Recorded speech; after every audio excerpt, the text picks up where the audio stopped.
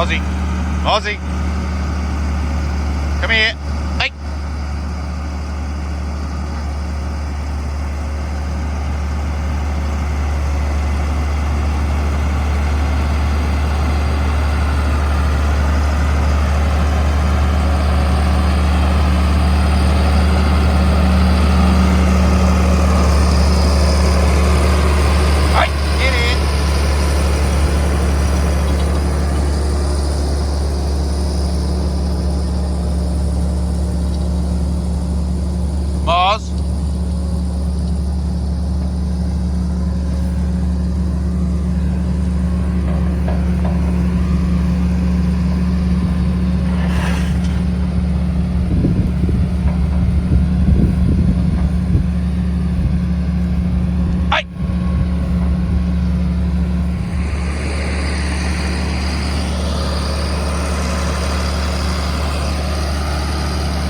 They call these, you'll see these machines referred to as track layers quite a lot.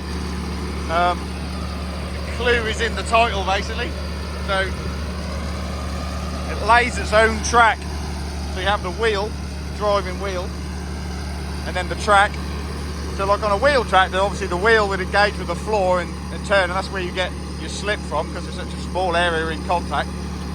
But this actually, that's just a continuous track that it lays for itself. So if you imagine you had a wheel tractor and you put sleepers down for it and you ran over those sleepers, so the wheel doesn't actually engage with the floor itself at all. It's all done with the track. So the wheels are running along a self-laid track. Consequently, you get very little slip because you've got so much in contact with the floor. And those idlers, you know, see we've got the idler weights there as well, or the mid weights, and then the idler weights on the front. So we're just making that belt dig in and purchase. So I sort of always liken it to, you see the guy pull the cloth off the table with the glasses on. Obviously the glasses don't weigh very much, but if you had like a 5 or 6 4-stone weights on the cloth, you'd never pull it off. Well, that's the principle of the track and all the extra weight. That's why Rory always laughs, because I'm always throwing weight at these crawlers when we're mould draining. I'm like, it can never be too heavy, because obviously if it's very heavy you won't get any slip. The last thing you want is slip when you're mould draining, so that's why I chuck weight at them. And then we have that weight on the back as well. That's why I like a trailed mould drainer. You can really get the crawler very heavy. You can mould round corners or soft bends, and the mould doesn't get very effective. It's a very long beam on these moulds. Very little heave, look. Very little heave, but it's good plasticine at depth in here. These are low-lying marshes, so there's plenty of moisture here. And I had a lot of rain. I think I had about 150 mil here in March time, so these wouldn't really have dried back at all. And this machine is very, very well suited to moulding on this grass. It's got pretty good tracks. Make it nice and heavy. The tracks aren't too long, so we get on very well with it down here. We try and get in here.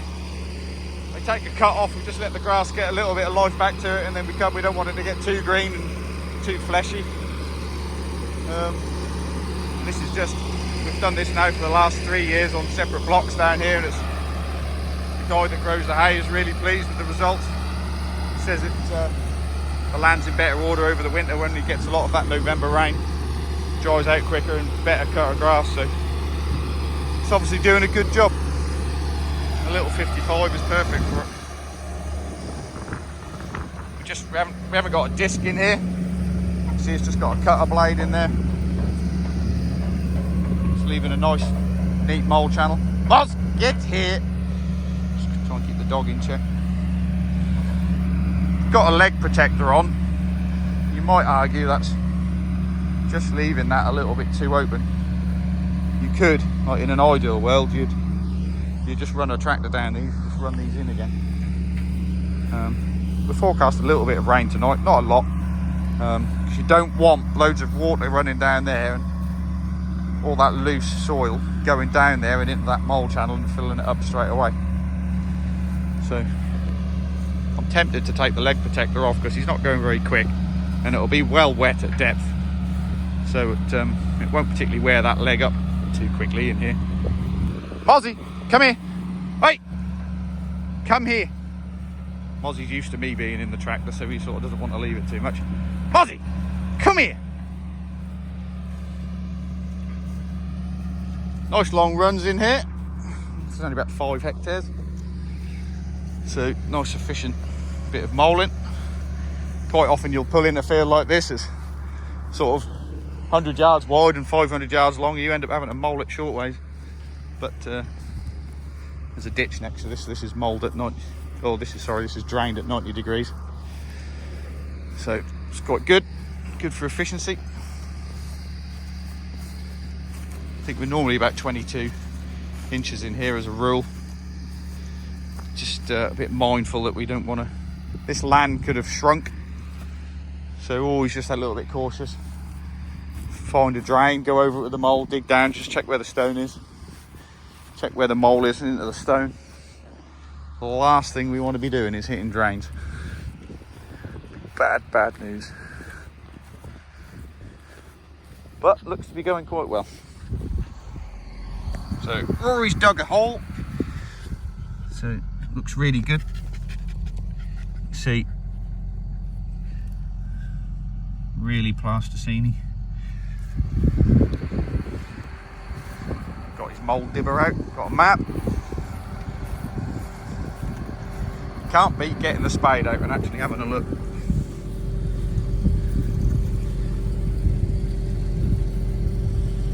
It's like Play-Doh, just the job. Just the job. Yeah, these leg protectors, they just, on land like this, sometimes I think they just do a little bit too much of an eruption. Just make that a little bit wide, but it's always a trade-off between wearing that leg up. You know, the leg's sort of 220 quid now, I think, these legs, and they're a pain. I mean, this is a single-ended leg, so they're not too bad to change, but we get the double-ended legs. I think they weigh 80 kilos or something there. I'd much rather tap those leg protectors on than I would chuck an 80 kilo leg in every couple of days or so. So yeah, it's like the lesser of two evils. But looks well. Always getting on well. Had a couple of little guidance glitches this morning with the Challenger. Just a loose wire, I think, so got that sorted out. Only running on SF1 in here. Looking all right. Too bad at all.